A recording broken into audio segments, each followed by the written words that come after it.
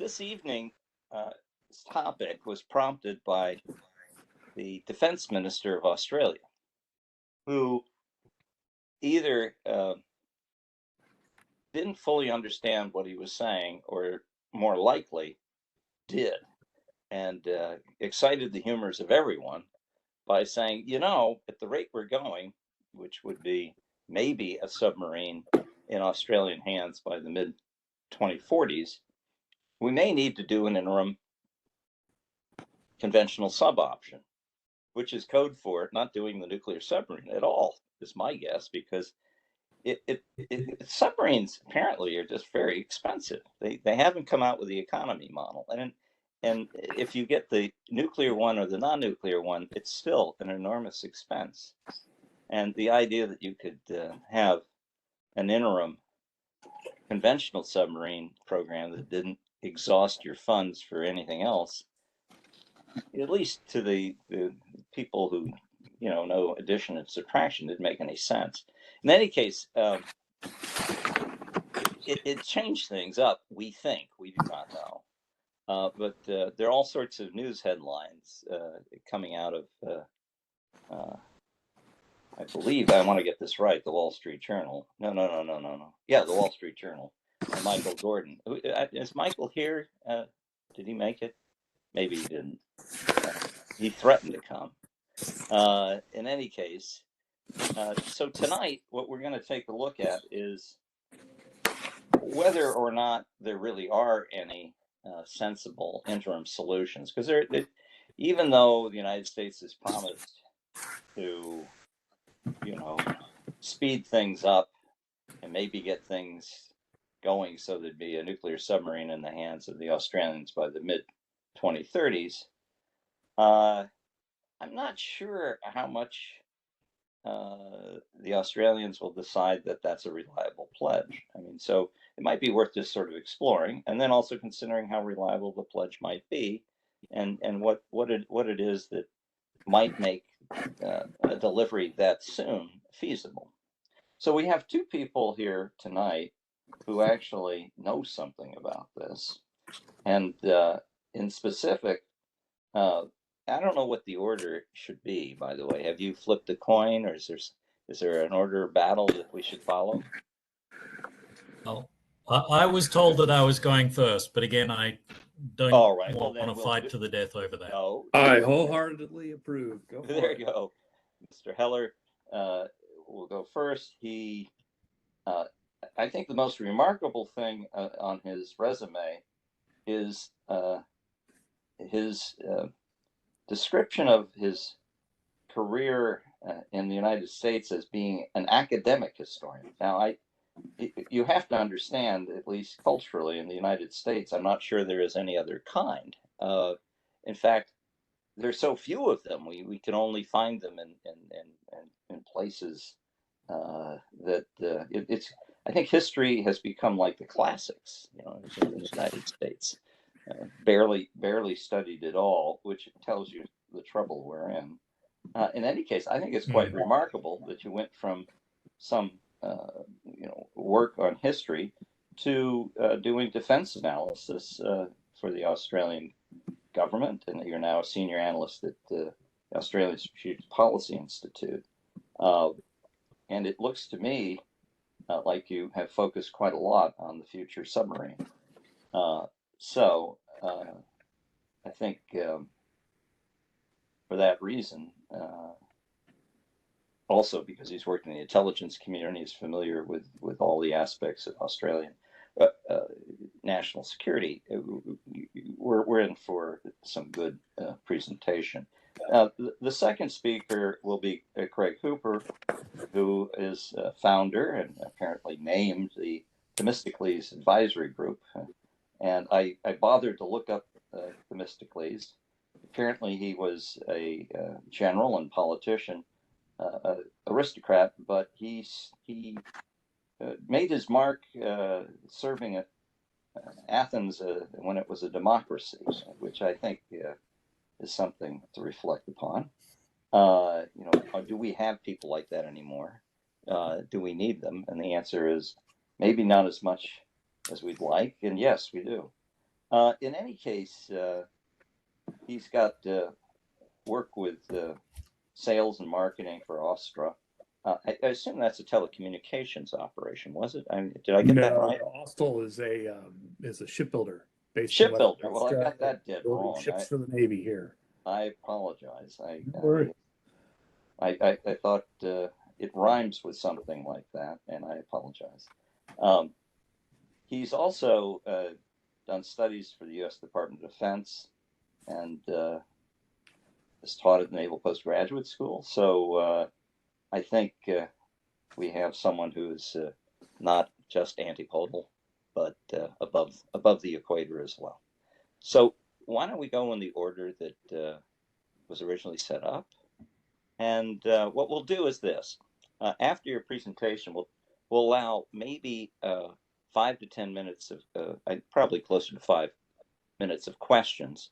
Then we'll go to the next speaker and let them have about 5 minutes. Then we'll open it up to questions for both of you for the period. Does that work? Yeah. Sounds great. Okay. Mr. Hellyer, the floor is yours.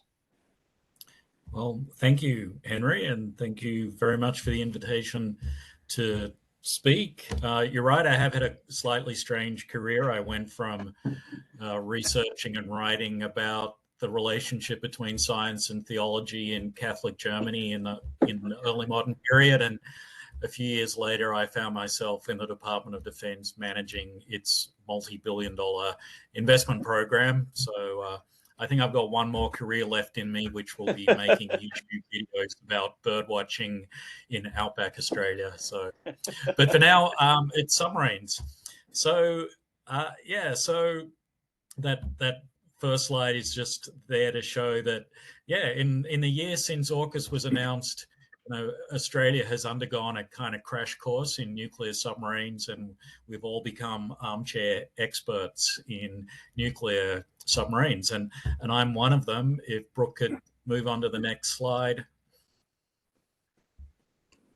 So this is a study I put out about a year ago, in December of last year, with a couple of colleagues, where we tried to think through the broader issues involved in the transition from where Australia is now to that distant point in time when we have a viable SSN capability.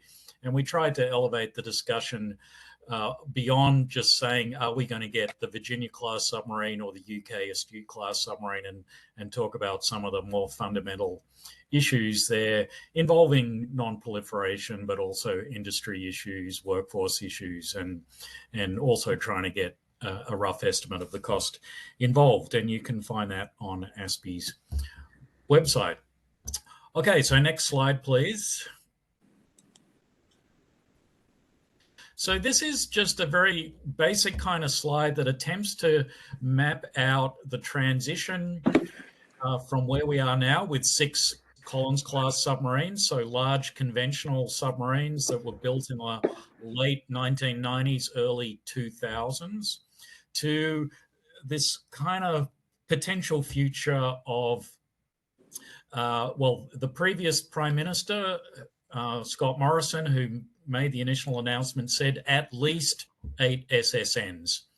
So, and this is a very assumption-rich environment. So you have to make a lot of assumptions to do this kind of mapping. The first one is where those little orange boxes that say LOTE, that is a life of type extension. So each of the Collins boats will go through a 2-year process that will essentially upgrade them and extend their lives for another 10 years. So we've assumed that is happening. The government has said that is happening, and that will get their average age out to about 42 or 43.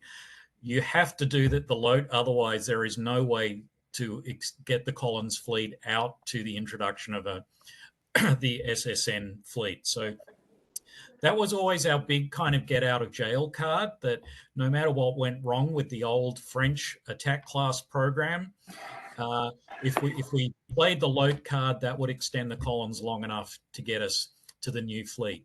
What we can see here, that is, even if we play the LOTE card, we still barely make it to the SSN fleet. So I've assumed there what, again, the previous Prime Minister said, which was we would get the first SSN around about 2040. So SSN-1 enter service around 2040. And by which time you can see that we've already started to lose some of the Collins-class boats aging out. You also have to make an assumption about delivery drumbeat, i.e. how fast the boats roll off the production line. Here I've assumed a 3-year drumbeat. That's based on the UK's Astute class SSN program. They manage about 1 boat every 3 years.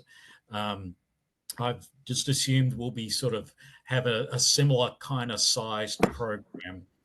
So with Collins boats retiring roughly on a 2-year drumbeat, and I can talk about why 2 years later there, and nuclear boats arriving on a 3-year drumbeat, numbers sort of fall quite parlously. That top grey line shows the total number of boats in the fleet, and you can see that we get down to 4 and potentially even 3 boats there. So there is some risk of a capability gap as the Collins fleet ages out before the SSNs arrive. Next slide, please. Now, I would also argue that we actually have a capability gap already. That's because out of our submarine fleet of 6 conventional boats, 2 are always out of the water in long-term maintenance and upgrade. That means 4 are available to the Navy, but only 2 are deployable.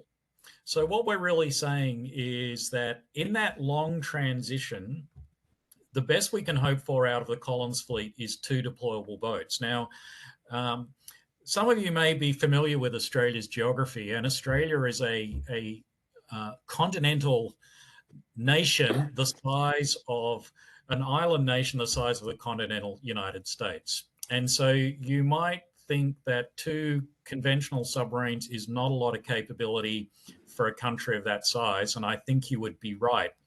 Back in 2009, the then previous Labor government under Prime Minister Rudd put out a defence white paper that said the world was getting much more dangerous, our circumstances were becoming more uncertain, and we needed more submarine capability. Back in 2009, we were aiming to get the first of those new submarines into service by 2025. Well, so that was 16 years away from 2009. Since then, we've spent $4 billion. We've got even further away from having new submarines. We're looking at 18 to 20 years at least. The world has continued to get much more dangerous, and our strategic circumstances have become even more uncertain. So I would argue that even if we can keep the Collins class going, 2 submarines is not enough capability. So we need to be doing a lot more to get more capability quickly. Okay, next slide, please. So broadly in the submarine space, there's 3 options to address the gap. The first is to try and get SSN more quickly, and as Henry alluded to in his introduction, there's some discussion of that occurring already. The second option is to acquire a new conventional submarine, and we'll talk about that later. And the third is to acquire complementary capabilities, and by that I mean you fill a submarine capability gap with something that isn't a submarine. Okay, next slide. Okay, so what are the options to accelerate SSNs? I've written about this in various ASPE publications, and the issue is there aren't any good options. So essentially, we can't build them quickly. The UK can't do it quickly. The Astute program is ending. And so the only option is to get US boats. Well, if we look at the US Navy's production plans, for us to get a boat sometime in the early to mid 2030s, that would mean getting a submarine that's already in the US Navy's acquisition plans. It wouldn't be an additional boat to those plans. So essentially the US Navy would be handing over to the Royal Australian Navy one of its own boats. And so that really undermines the whole point of AUKUS, which is increasing the capability of the three partners and essentially robs Peter to pay Paul. The other issue about trying to get SSNs faster is you can't rush nuclear custodianship, and Australia is starting from a very low base in this space. We have no nuclear industry at all. We have one medical research reactor in the country. That's our entire nuclear industrial capability at the moment. And so FIC are fundamental inputs to capability. So that's what the Australian Defense Department uses to describe all the stuff like people, training, infrastructure, operating concepts, safety concepts. So unless we have all of that stuff in place, having a boat doesn't really help us. But there are a few things that could potentially help. So there's already been discussion of training Australian submariners on UK and US boats, potentially moving towards joint crewing of boats. And another option that has been suggested is local basing in Australia of US Navy boats, whether that's permanent or sort of long-term rotation. It's a concept that there's been some discussion of. But, at the moment, there's no clear pathway forward on option one. So option two, if we can move on. Okay, now some people refer to this as an interim conventional boat. Again, as Henry very astutely said, there's no such thing really as an interim conventional boat. You've invested so much money in it. You're not buying it for 10 years and putting it out. You are keeping it for the term of its natural life of about 30 years. So I prefer the term new conventional boat, not interim, because there's nothing interim about it. Well, the first thing is about this is we don't want a rerun of the attack class program where we spent $4 billion and got nothing for it. So I think if we need to get something quickly. There's no point getting your new conventional boats if they're arriving the same time as the SSNs. We need something soon. So I think what that really means is that we need to reprioritize our requirements, and we need to really ask, are these boats really about heading all the way up to the South China Sea or to the Straits of Taiwan? Or are they about essentially keeping our skill sets in place and being able to generate and maintain a critical mass of submariners?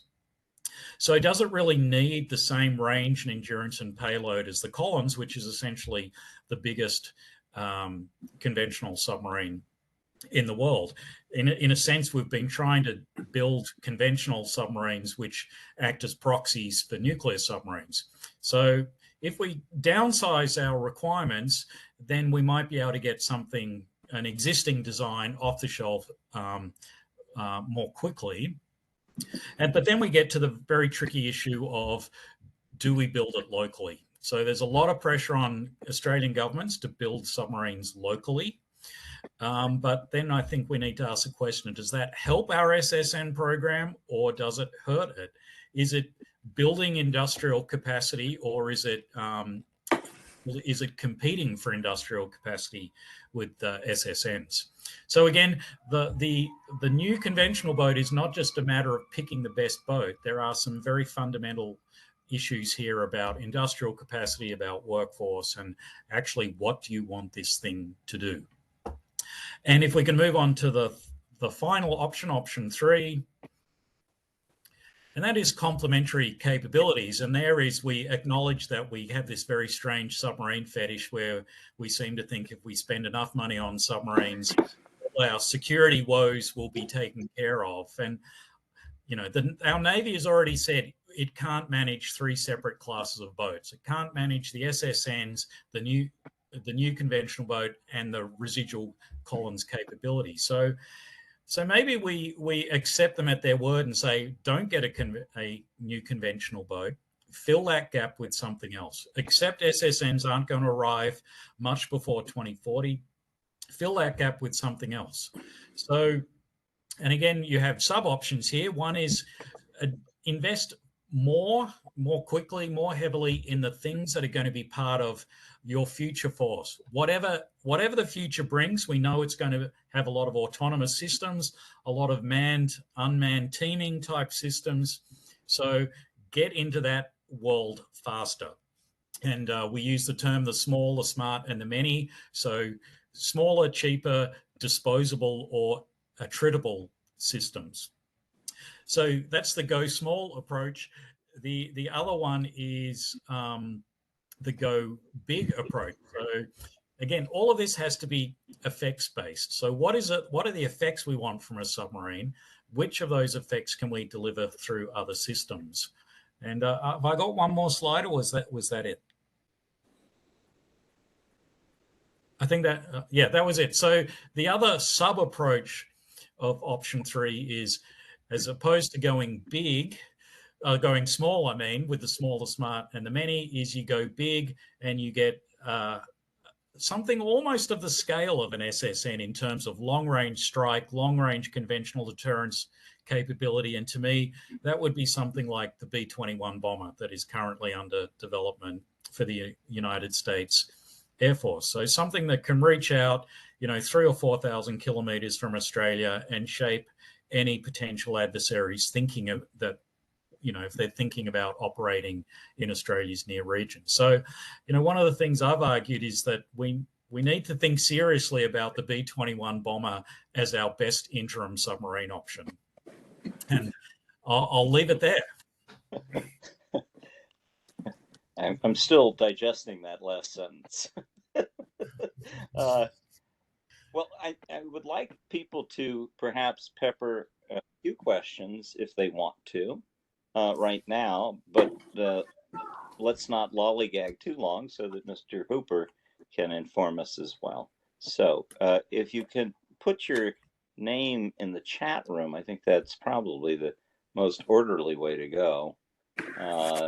If you can, and that way I'll make sure I don't ignore you or not see your hand up, which is another option, but not quite as good.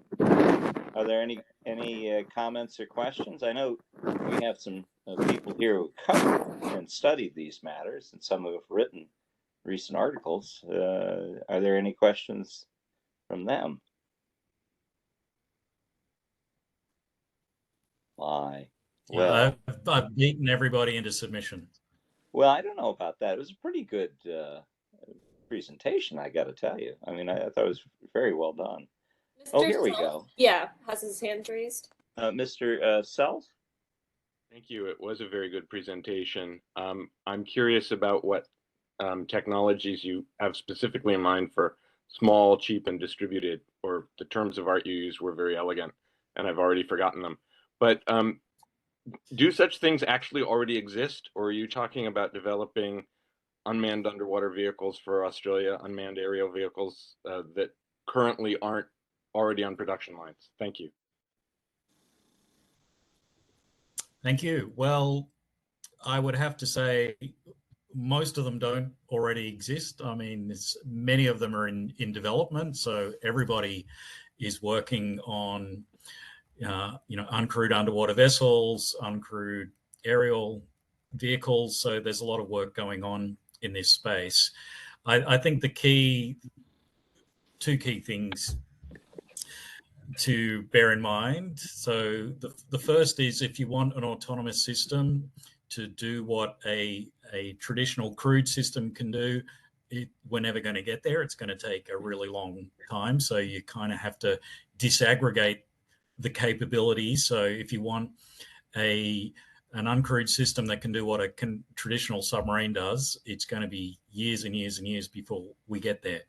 But if you disaggregate the system and again, take an effects-based approach, we can maybe get a lot of the way there fairly quickly. So, for example, what do we use our conventional submarines for? Well, one of the things is to conduct surveillance of adversary ports or surveillance of key maritime choke points. Well, UUVs can potentially do that. So if we just wanted to sit there and look, we can do that. Again, another thing we use our submarines for is anti-surface warfare, so sinking the bad guys' ships. There are other ways to sink the bad guys' ships than just with submarines, and so that can be with long-range missiles. It can potentially be done with long-range missiles launched off long-range unmanned aerial vehicles. So the problem with the small, the smart, and the many in the Australian context is, as I said before, we're a big country in the Indo-Pacific, which is a very big region. So, the kinds of drones and weapons that we're seeing proliferating in places like Ukraine are fine, but they probably don't help us that much. So if we're trying to project power into the Indo-Pacific, to the archipelago to our north, we need ranges of several thousand kilometers, and that's one of the hard bits for us. Given the pause and the time, Mr. Hooper, I think it's probably smart for us to shift gears to you. Yeah, you bet. Sure, if we can have slides coming up, that'd be great. So I have to say, Dr. Hellyer, your initial slide that had the person in the armchair talking about, hey, I gave up my career as an epidemiologist to take up submarine work was it hit home to me because my initial training was in immunology and infectious disease. So I could tell you how I gradually made my way from that career to talking about submarines, but it would take a lot of beers and more time than we have for this presentation. So without any further ado, I'd say, the AUKUS Security Pact is a year in, I think is evolving into we're projecting it into becoming a collaborative framework for managing growing tensions throughout the Indo-Pacific. While the primary public focus has been upon what we're talking about today, technology exchange within the undersea domain, notably the proposed transfer of materials and methods required for the operation of a nuclear submarine, AUKUS seems to be laying the foundation for a far deeper and broader collaboration in military systems and know-how.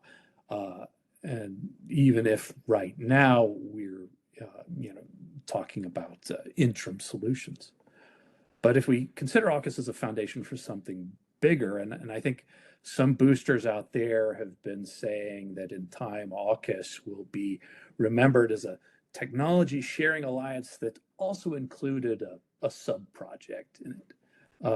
The mundane bureaucracy of technology sharing may actually pose the biggest threat to the successful implementation and potentially the evolution of AUKUS. And that's what I want to talk about in relation to Dr. Hellyer's discussion about the options ahead for Australia's undersea fleet, whatever those might end up being.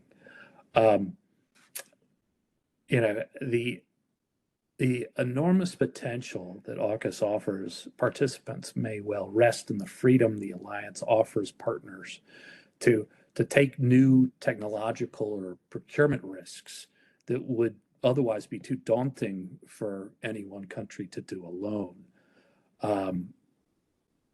And I think AUKUS, as it takes root and potentially expands, is an unparalleled opportunity for countries throughout the Pacific to align their concepts, test solutions, and rapidly disseminate those solutions throughout the alignment, or throughout the alliance. And we're seeing the beginnings, the sort of fragile beginnings of this relationship sort of unfold today.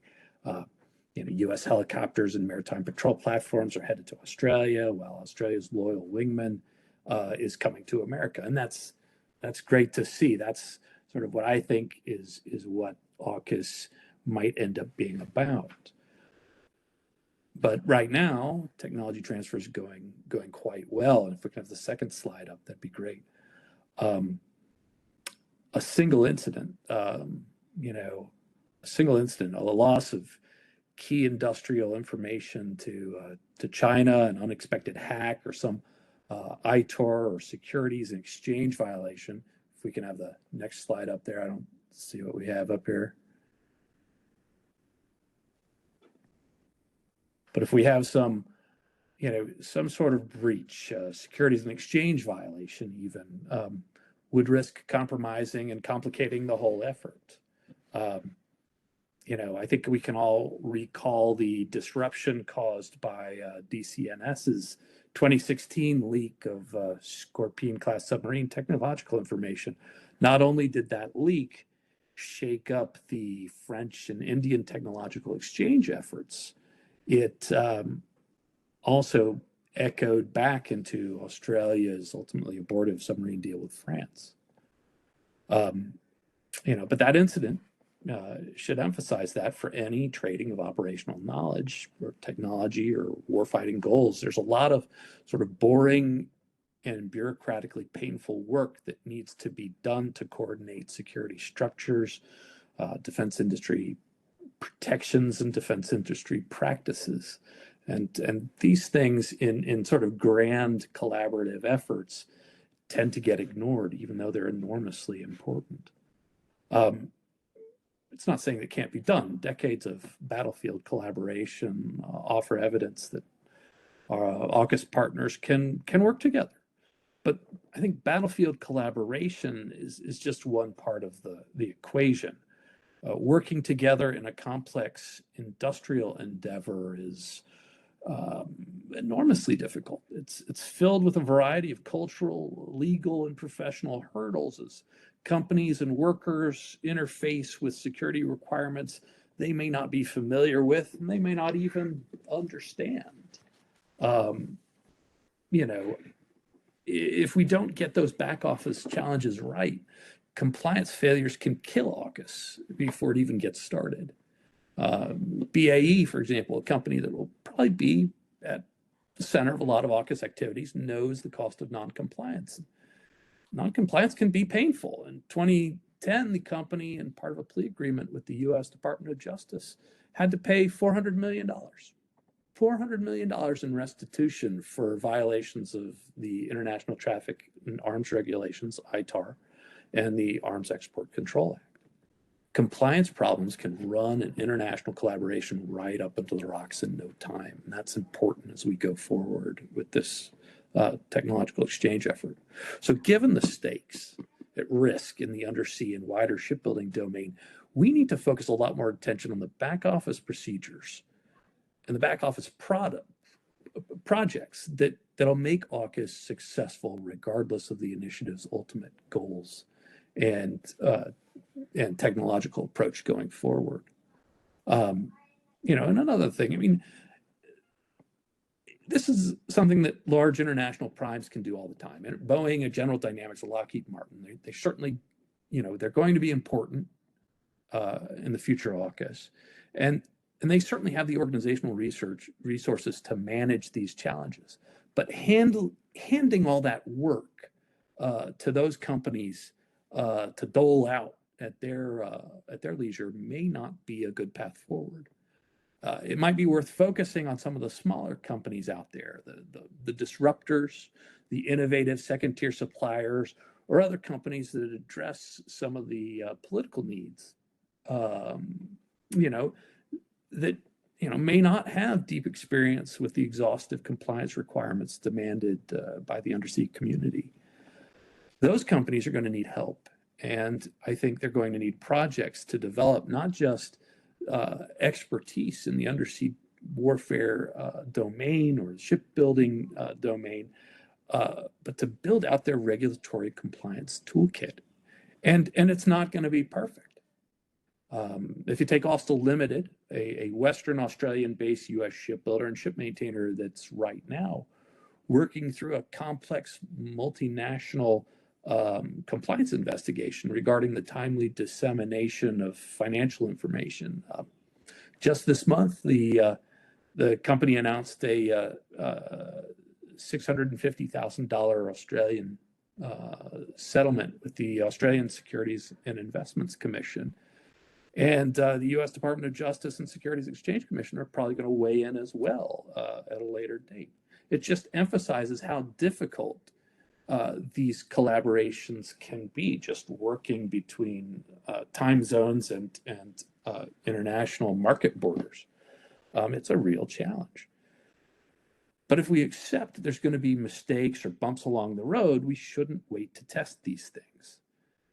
We want to get these challenges worked out before we get about sharing any crown jewels. And for those private sector companies that balance operations between 2 or more AUKUS partners, we can't afford to wait. And that's why I want you all to take a moment to focus on enabling foundational projects. If we can go on to the next slide.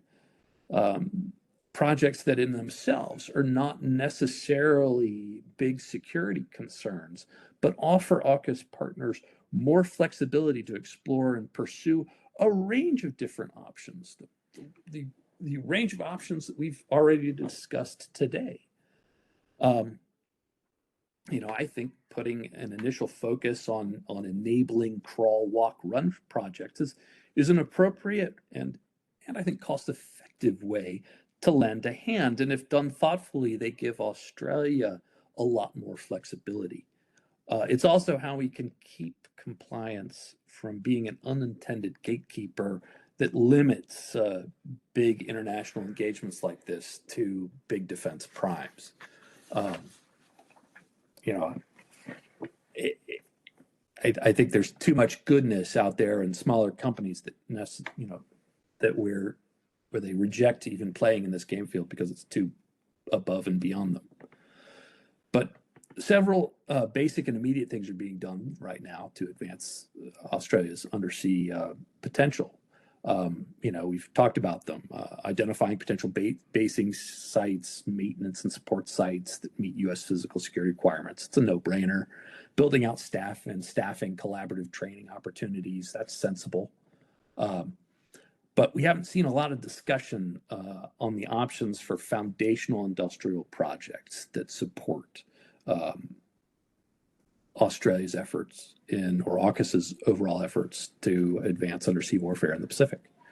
So let's grab a case study. Let's take Austal Limited. And again, it's a Western Australian-based shipbuilding company that builds a range of government ships in both the U.S. and in Australia. Austal, for its part, is as far as AUKUS goes, is dismissed kind of as a small boat builder,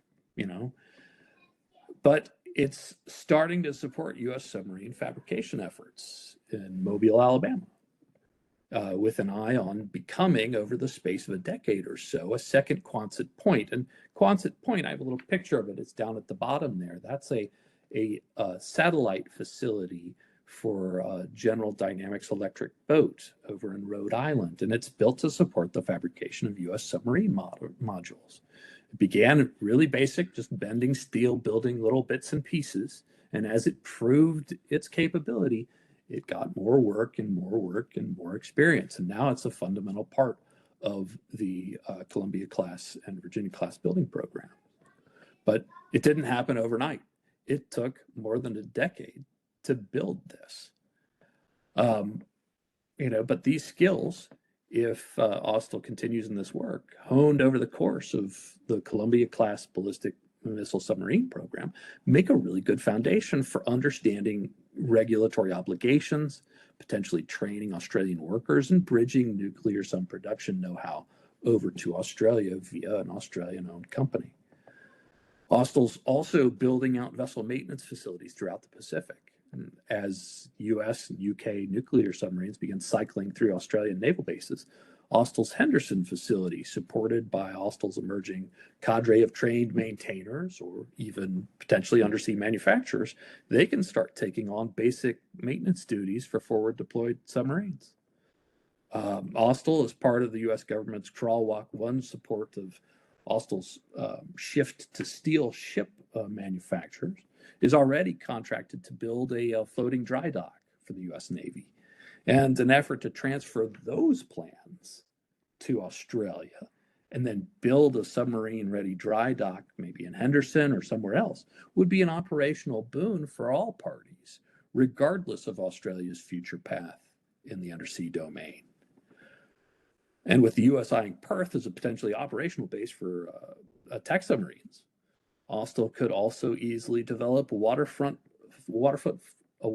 footprint ready to accept a US submarine tender and begin building a submarine-ready workforce via a slow process of certifying workers, having them shadow US contractors as they maintain submarines on the tender, and then eventually or potentially assuming maintenance projects on their own.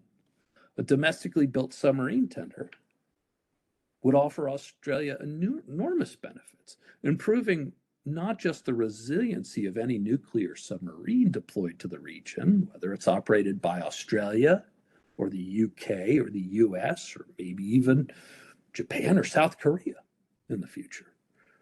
A tender could also potentially expand the operational envelope of any low-cost off-the-shelf submarine that might not meet the daunting operational requirements of a submarine built to meet the specialized Collins-like requirement set.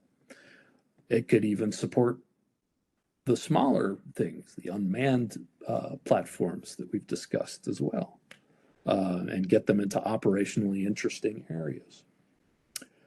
Ultimately, a company like Austal, which has a footprint in both countries, can move Australia's undersea capabilities forward in materially significant ways. It straddles the international divide and has the potential to provide interesting new capabilities to a range of partners in the undersea in the Pacific. And while these projects are not submarines in themselves, they will help ensure AUKUS is a success. A nuclear certified floating dry dock, a submarine tender pier, along with crew lodging facilities, even an Australian built submarine tender, would be an enormous boon. And what's exciting is they're not super secret.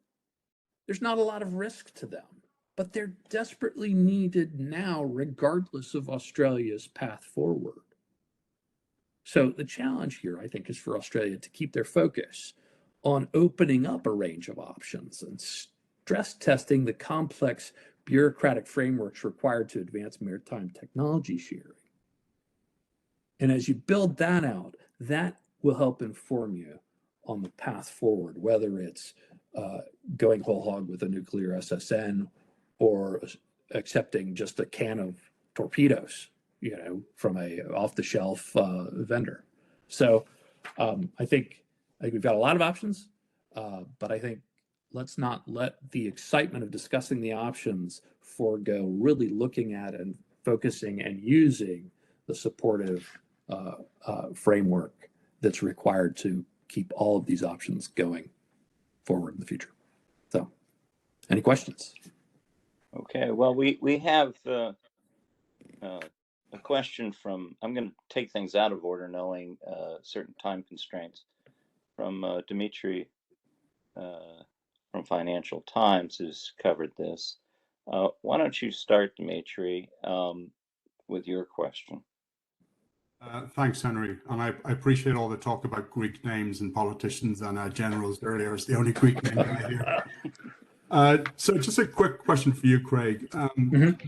You were talking about ITAR and things like that and regulatory compliance. What I hear from Americans, Australians, and British officials is there's a huge amount of bureaucratic red tape, export control restrictions, defaulting to no foreign classification, which actually makes it very hard to do many of the things, whether it's the advanced capabilities or on the submarine side. So the question is, how much progress has there been to try and streamline some of those processes so you can share within the three countries the kind of information sharing that they're able to do at the moment in the Intelligence Five Eyes network? Not enough. By the way, let me piggyback on that. We at NPEC, we have a series of soul-crushing damaging excessive forms of controls and secrecy. And ITAR, we had a whole session on. And you wonder whether if you needed to get something done quickly, it wouldn't make sense to try to put a wooden stake temporarily through the heart of that process. Thoughts on that would be welcome, because is there a way to do it without taking undue risks? Well, can I jump in? So, sure. In the original AUKUS announcement, there was the SSNs, but there were 4 other areas of advanced technology. And then a few months later, another 4 was added to the list. Now, interestingly, alongside hypersonics and undersea warfare and things like that, there was this one called information sharing, which isn't a technology per se. And my sense is that's code for fix ITAR. And while Australian officials don't want to say much about what's going on behind the AUKUS curtain, they do say that fixing ITAR is a very high priority for them. So again, there's not a lot. I'd agree with Craig that not a lot seems to have been done so far, but from the Australian side, fixing ITAR is a high priority. I believe my colleague from Australia, Jennifer Jackett, is at this meeting, and she's just put out a study looking at some of these issues. So maybe, Jennifer, if you're there, maybe you could say something about what's going on about ITAR behind the AUKUS curtain. And if you could perhaps share a link to your study, everyone will be able to read it. Yeah, thank you so much, Marcus, and thanks for the chance to be here. Sorry if you can hear my baby in the background there. And I'll share a link to my report that I've done for the US Studies Centre at Sydney University on the opportunities that the advanced capabilities work does present for Australia.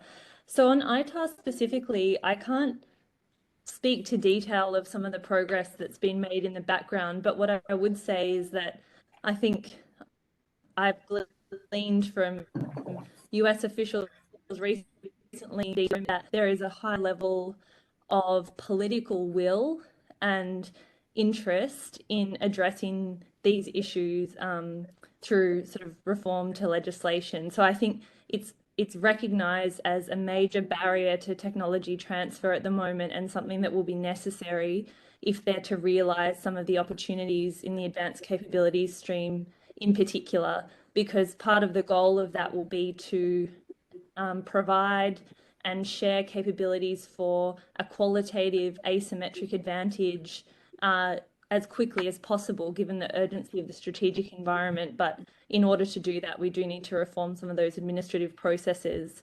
So that's all to say that there's a lot of goodwill and intention to reform, but as to where that got to, I can comment specifically, but perhaps some of the Australian or other officials on the line might have some more insights into that if they can share it. Thanks.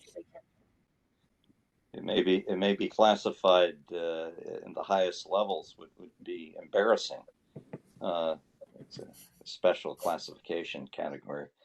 I don't want to cut anyone off, so unless there's a 2-finger intervention to explicate what we don't know.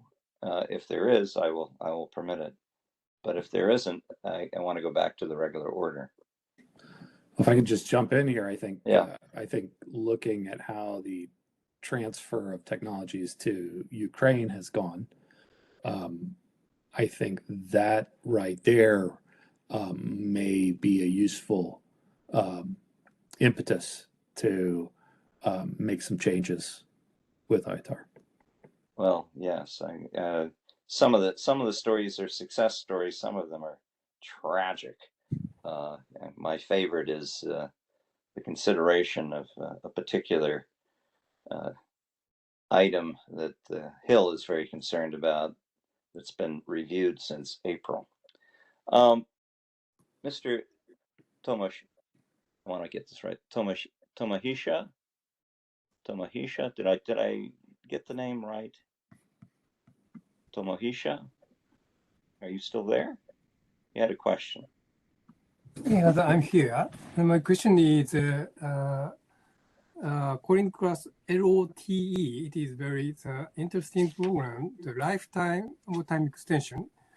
It is issued for Japanese submariners as well. So my concern is the critical year for the Indo-Pacific is year 2027 and 32 and 35. That PLA will complete their modernization. So at that time, the Australia should use the Collins class. There's no SSN. So in case that the Australia should enhance the LOT program completely and use Collins class and full capability, and that not need rush the construction of the SSN, I think. Thank you.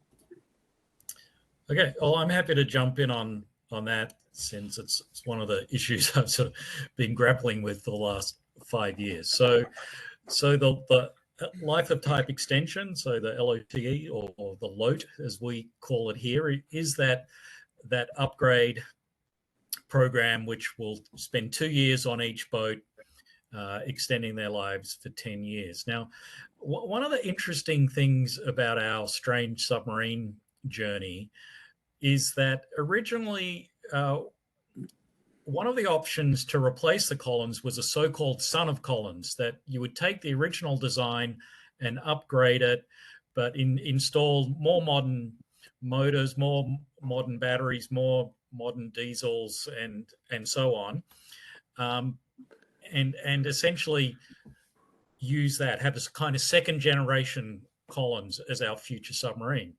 We decided not to do that because it was regarded as being too technically difficult and having as much technical risk as essentially getting an entirely new submarine. So we went down the French path. Ironically, what has happened in the LOTE program is that the scope of that program has now become so big. So the Navy is talking about, guess what, putting in new main motors, new diesel generators, new power systems, replacing the periscopes with optronic systems. The list goes on and on and on. So it is essentially by default a son of Collins.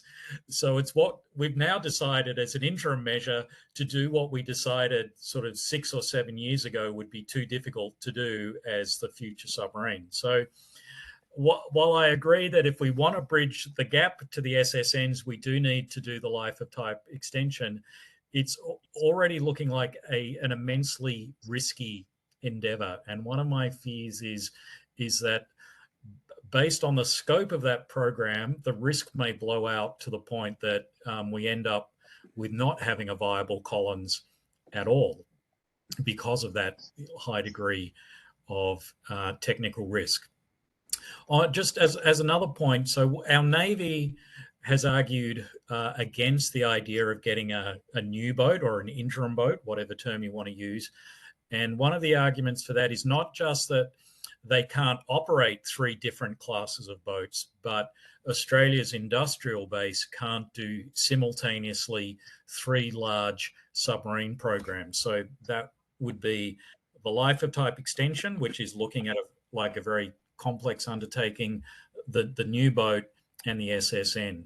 So my sense is that whatever happens, we will do the life of type extension. But I do worry that there is a lot of technical risk involved in that program. Okay. We have one more question, and I would like to piggyback a question for a speaker that could not come, South Korean expert. And of course, if either of you could speak after answering this next question by Mr. Murano, that question would be, what about the South Korean option of building South Korean submarines, either having the South Koreans build them or taking that on? But before we have you even stab at that question, Mr. Murano, you have the last question. Thank you very much for the presentations and the discussions. And I think that it is already has the Marcus mentioned about this point end of his presentations. But when we discussing about the capability or capacity of the submarines, we tended to focus on the number itself. But at the same time, I think that the more precisely to identify the capability gaps based on some specific, realistic operational scenarios.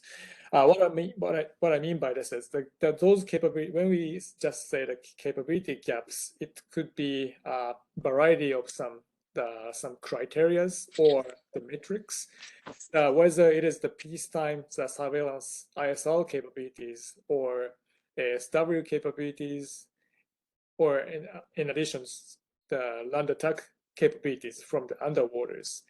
And also that these capabilities may be able to substitute from the other option, like long-range ground-based missiles or some other airborne platforms. So my question is between the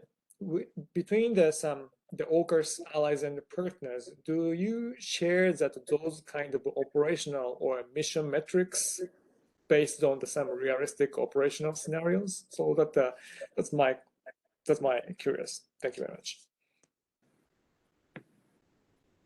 Well, I'm happy to jump in on that one. So I agree we need to be thinking effects, and whether we go down option 1, option 2, or option 3, we need to be focusing on effects. So my sense is that the solution will be maybe a combination of all of 1, 2, and 3.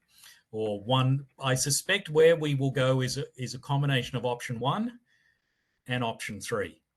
So probably not get an interim submarine, I could be wrong, but we will try and accelerate SSNs as much as possible using some of the things that Craig mentioned. So, maybe basing US submarines out of Perth, supported by a submarine tender, while we build our own submarine maintenance capability.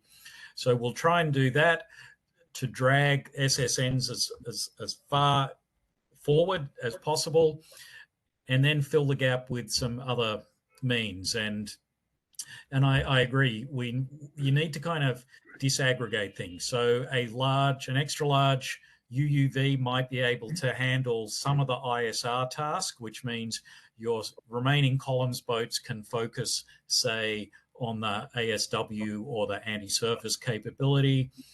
A bomber or, as you say, long-range missiles could handle the land attack role during that transition. And so what we will have is a kind of range of capabilities working together, rather than having all of those capabilities physically co-located in one platform like a submarine. And I think that's probably where we're going to go.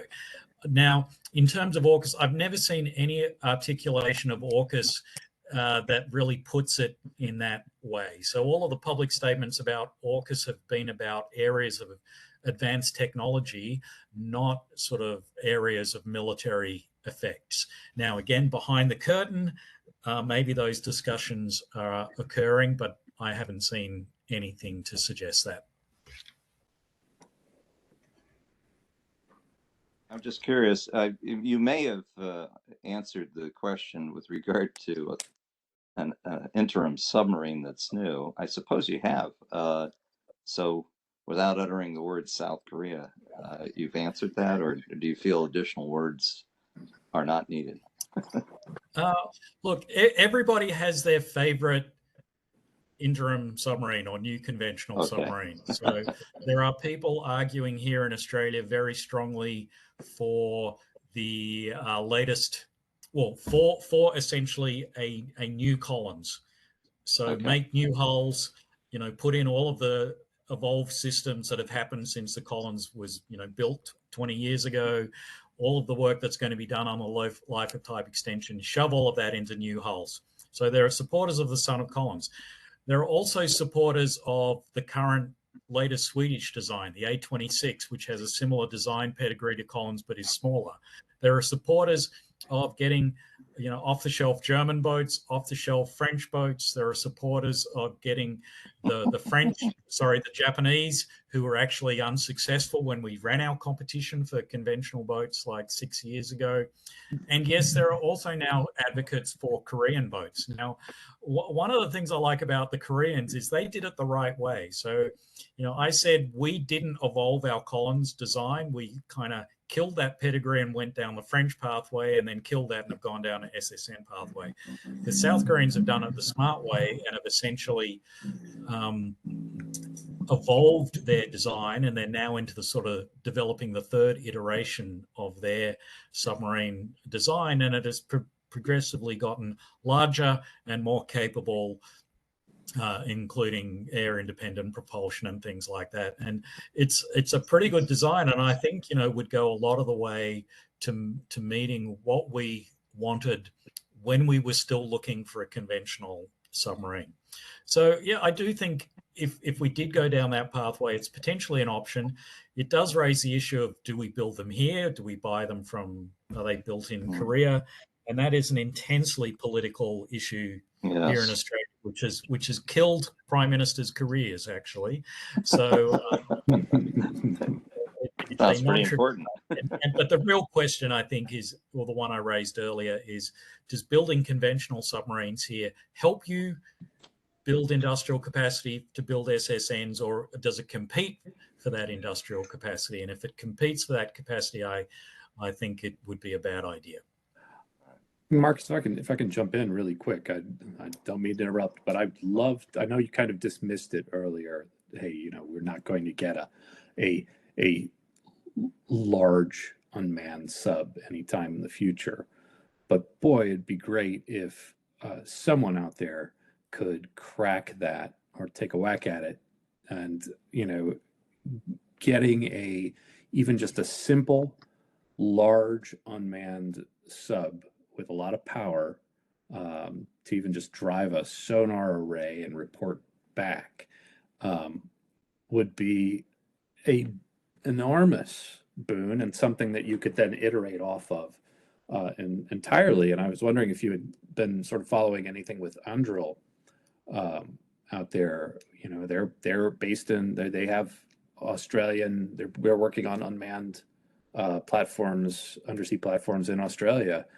And I know that some of the submarine makers here scoff that unmanned is completely separate from submarine building. It's a whole different deal. So I'm wondering if that would be an interesting area, or if there's anybody out there in Australia beating the drum for that type of solution. Okay. Why don't you answer the question, and then we're going to close out. Okay, so yes. Well, the Australian government has actually given Anduril a contract for $100 million to build the prototypes, I think, of 3 extra large uncrewed underwater vessels.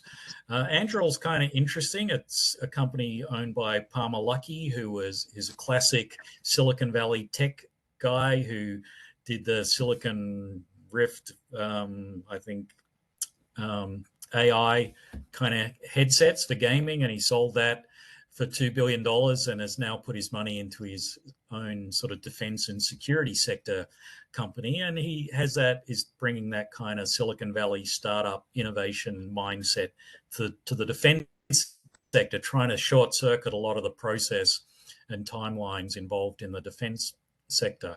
And he's had some success in surveillance systems down on the US-Mexican border. So now he's trying something new, which is large uncrewed submarines. Will he get there? Possibly. I guess what I would say is that the more you want that uncrewed system to do, the harder it gets and the more risk you involve. So I agree. If you want to do it quickly, it has to aim at doing 1 or 2 things well, not everything that a crewed submarine does. So yeah, something that can tow a big sonar array and send the data back home sounds good. Something that has a big payload bay and can drop some smart mines off the bad guy's submarine base, that would also be pretty good.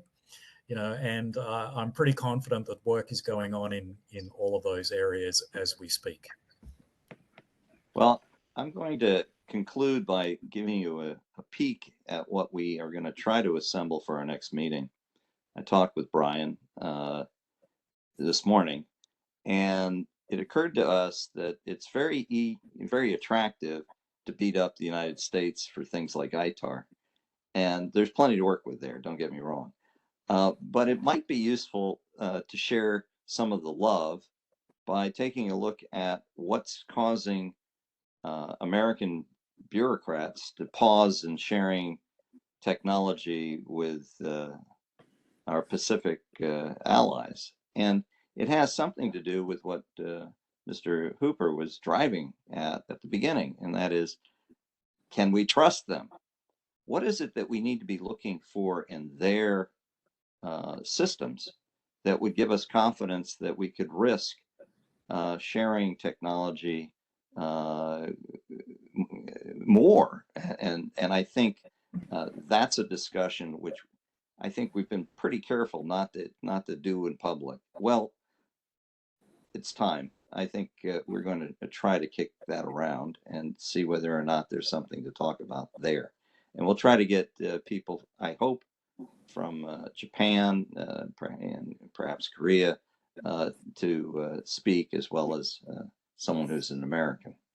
On that note, thank you for coming. This meeting surely raised the curtain on some headaches that I think at a level of granularity that is quite interesting and very useful meeting. So I thank the speakers both.